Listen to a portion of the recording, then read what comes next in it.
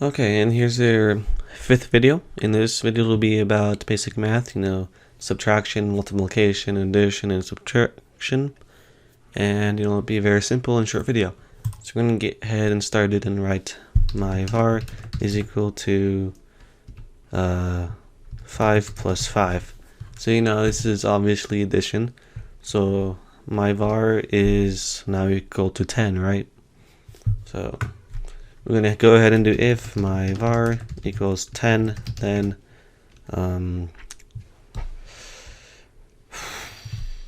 let me actually access the part first. So part equals game.workspace.part.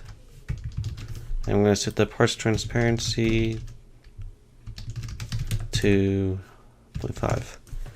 So if my var is equal to 10, which it is because 5 plus 5 is equal to 10, then we're going to go ahead and see that, it makes it 0.5, right? There you go. Now what if we do 5 minus 3?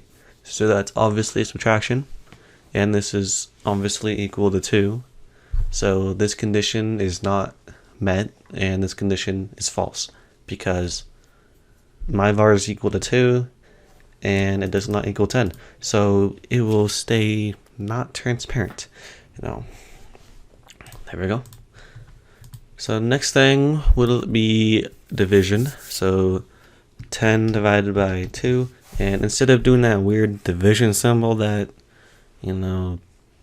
people in like 4th grade use, you use the slash, and yeah, that just means division. Okay, so 10 divided by 2 is equal to 5, and so this condition will not be met. So if you go ahead and click play here, it's not met, so it doesn't do it. And multiplication is the star. In math it's either an X or a circle, but in this you just use the star on the number 8 on your keyboard. And so this is now equal to 20. So if I set this equal to 20, then it'll then be true. So it'll become transparent because 10 times 2 is that. And then just like in normal math, you can put parentheses around it and do like 3 times that. So 10 times 2 is 20. And then outside of the parentheses, there's a 3 times that. So 3 times 20 is equal to 60.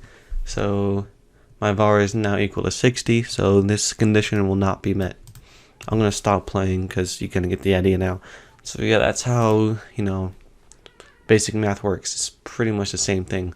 Now what if I was to go my var 1 is equal to 5, my var 2 is equal to 2, and we're going to do my var 3 equals my var 1 plus my var 2. So this is basically 5 plus 2, because my var 1 is equal to 5, my var 2 is equal to 2, so my var 3 is equal to 5 plus 2, and it's really that simple. So go ahead and play around with that, see what you can do, and get on to my next video.